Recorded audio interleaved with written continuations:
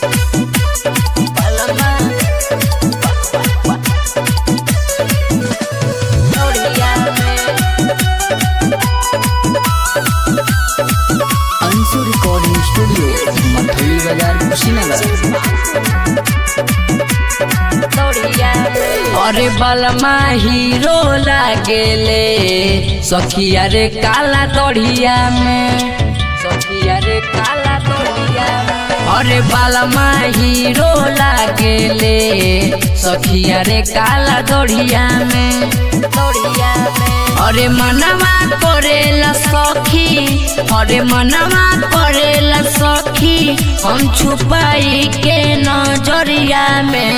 बलमा एहो बलमा, हाँ बलमा हीरो लागेले सखिया रे काला दौड़िया में।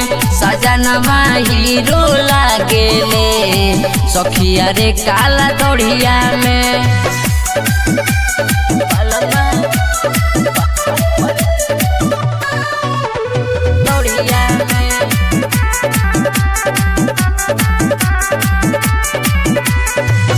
राखेले उ बड़े बड़े काला काला बाल हो, पान खा के सोया हम करेले कमाल हो। जब जब हंसले दिलवा में धंसले, अरे रतिया में छुप जाले, अरे रतिया में छुप जाले हमारे सुनना कमरिया में। बलमा अरे बलमा, बलमा हीरो लागेले सखिया रे काला दौड़िया में। बलमुआ हीरो लागेले सखिया रे काला दौड़िया में। बलमा